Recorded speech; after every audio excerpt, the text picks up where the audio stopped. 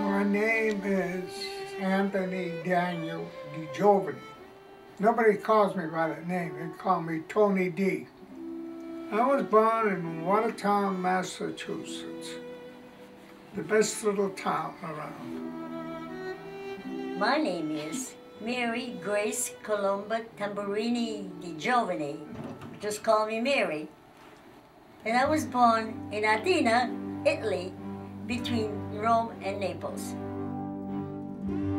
My folks came from a different district of Italy, but was up on the northwest side of up in the Adriatic Sea.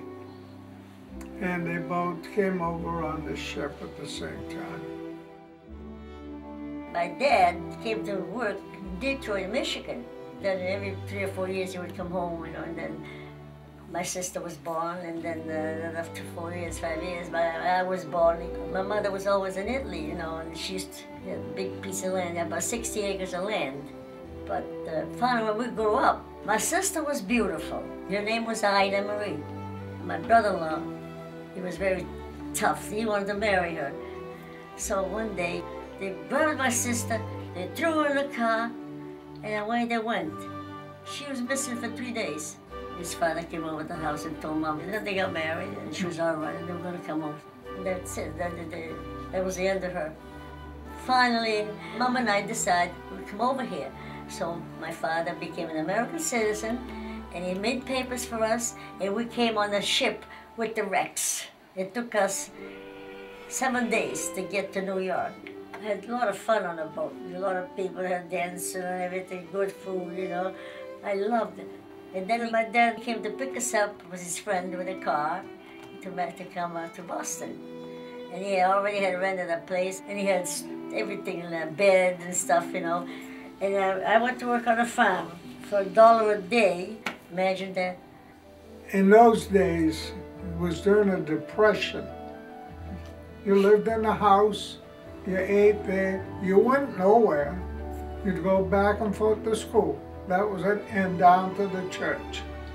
But other than that, you never left the town. I was the oldest one of the family. I had 2 brothers, and we did pretty well. We used to have our own garden, but we grew enough food that my dad used to bury it in the fall underground. So when the real cold weather came and we couldn't go out and buy it, we would dig it up, and now they'd still be fresh and eatable. They were great. But you had certain parts of town that were a little wealthy people lived, and they would let the grass grow. We'd get up early in the morning and a knife, and we'd dig out the dandelions. It was a nice green to eat, you know. It was delicious. Otherwise, without that food, it was really tough. So we had to do the best we could. I didn't have no real education. I graduated from high school.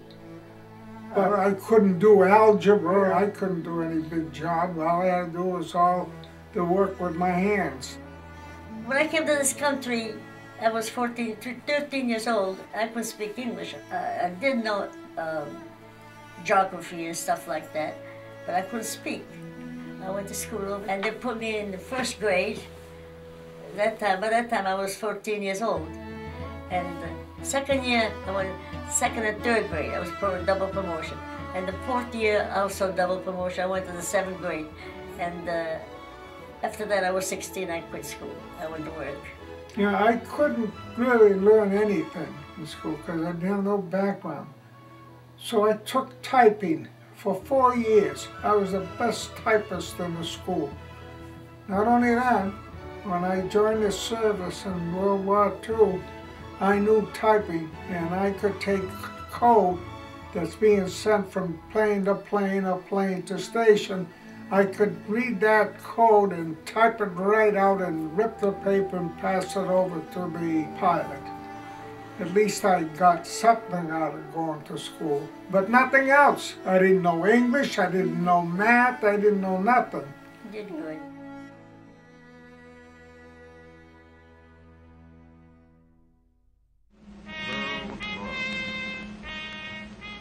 Pearl Harbor. Pearl Harbor. The morning of Pearl Harbor, we were doing what we usually do in the morning, play kickball in the street. This woman, Mary, she called us in and had the kids all have a cup of coffee and a piece of cake.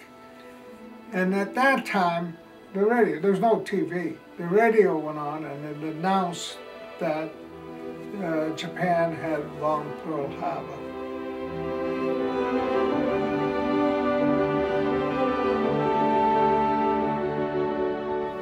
We all understood what was going on.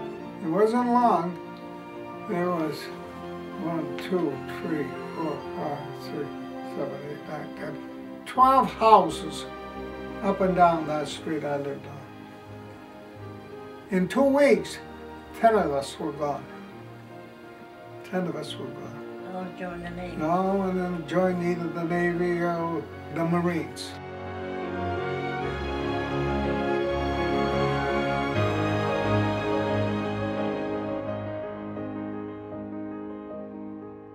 What do they ask of us, our marching sons across the seas? To stand shoulder to shoulder with them, here at home to do the job of forging the guns of vengeance. They're marching now. The rhythm of our marching boys thrills the world. Avenge December the 7th. On to victory.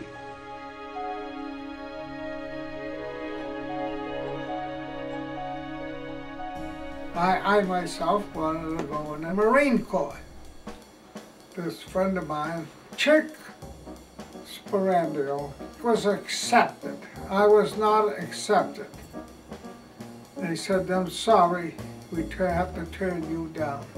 You go home and practice your exercise. So I went home. I had the whole neighborhood doing exercise because they said, what are you doing? I said, well, they won't let me in the Navy until I can do that exercise. So they were all doing it. Meantime, I got a letter from Chick, and it says, keep the heck away from this place. He says, don't join the Marines. So I went around, turned around, went over to join the Navy. And they asked me, he says, we see you were rejected by the Marine Corps. Why? I said, for exercise. He said, for exercise? Get in that group over there. You're in the Navy now. So that's how I got in the Navy.